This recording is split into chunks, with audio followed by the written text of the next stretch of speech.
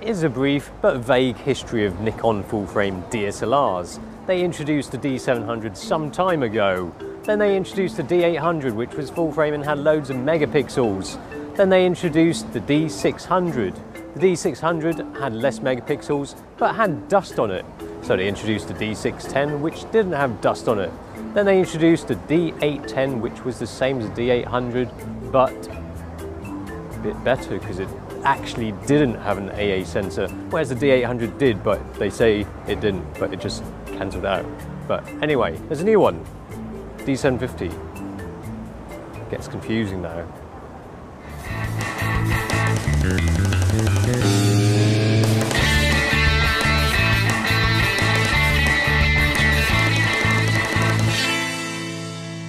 Take the basic body of the D610, reinforce the body making a monocoque one with carbon fibre reinforcements, same sensor too, but arm it with performance of the D810. Add some extras and we have this super weird hybrid. What is it all about then? Well, it looks pretty much the same as the other two, the D610 and the D810. Although in terms of body, this is actually more similar to the D610. Oh, she's wearing a Bocalicious cap. Oh no, it's another hipster cap. There's another hipster cap. Oh. Ooh. What's wrong? Bet she's never even been to New York. Sounds confusing. The model number name thing doesn't seem to fit in with anything. But looking at the specs, it's still hard to see how it fits in. So what do I mean when I say it's like the D600 body? Well, it's half plastic, half other stuff, the other stuff being magnesium alloy. Magnesium alloy is on the top and the back. Just to illustrate, in case you don't know what back and top means. Alright, not merely plastic. According to Nikon's words, it's a monocoque structure with thermoplastic reinforced with carbon fibre. That means you get a lightweight body, although the D810 isn't that heavy. This is the same lightweightness of the D610. I'm really getting confused now, talking about D610, D810, D750. It does have the gaskets to adequately keep out moisture and dust, within reason. But features-wise, all the buttons, dials, more similar to the D610. Good enough quality, durable enough. It's not the D810. I think we're kind of making the point a little bit clear now. It isn't just the same thing with an oddly different name. There are technological advancements in terms of body features. So you're probably thinking this is just a replacement of the D610, isn't it? Well, not quite. You see, there are some subtle differences that kind of put this in between a D610 and a D810. Tilty screen is one of them.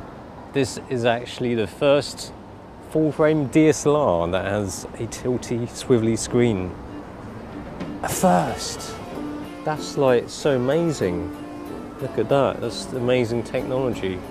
Who would have thought of that? I mean, it's just revolutionising the world of full-frame DSLRs.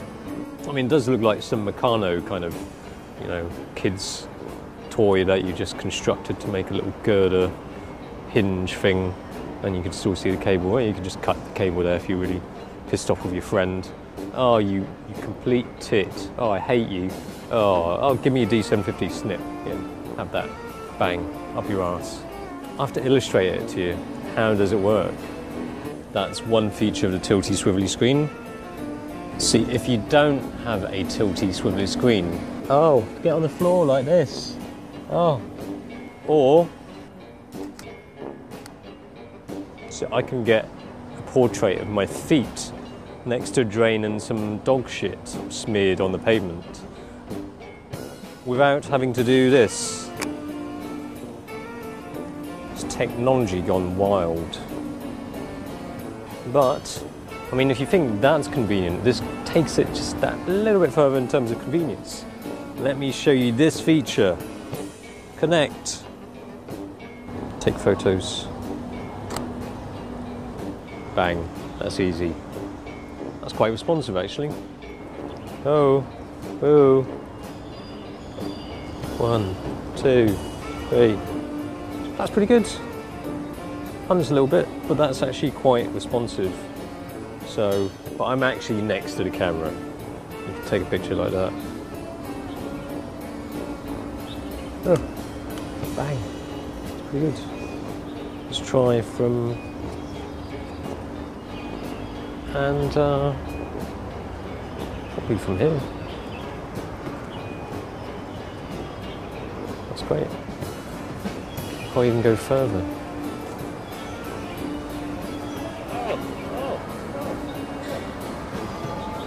What? I want the D810 anyway. Just claim insurance and get the D810.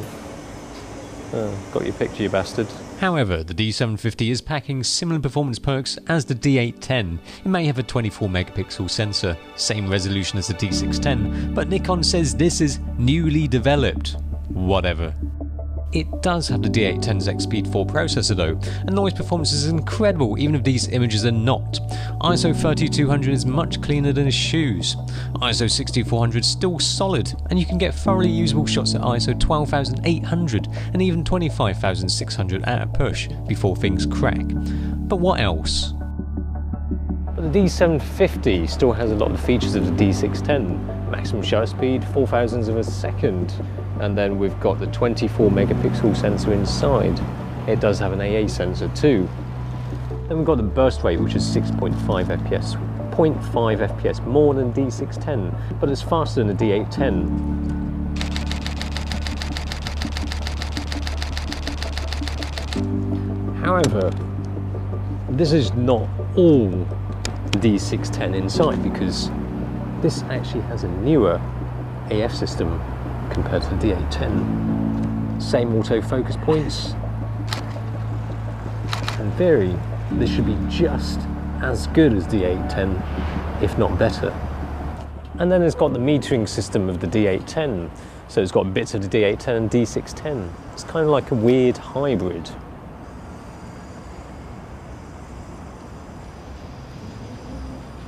Is that hipster or is it just a dress? Dress? Oh. The new fashion. Oh, so it's a hipster dress for men. But you're not quite there. You know, you haven't gone full ladylike, and you're not half-assed that, half-assed that. One arse cheek is lady, one arse cheek's dude. So we're going to do some action with you. Let's do some running.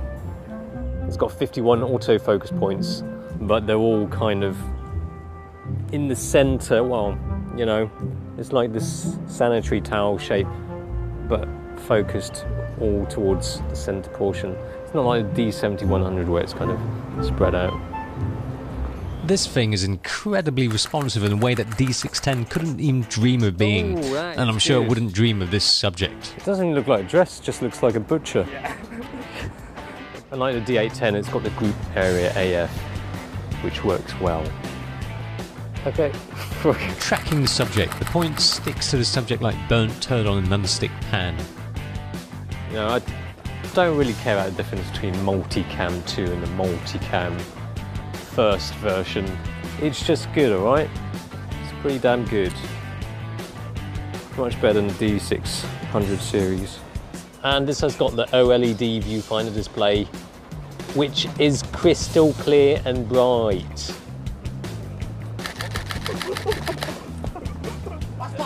No. No. Okay, and again. Focusing on his face is super accurate from far to near. Bang.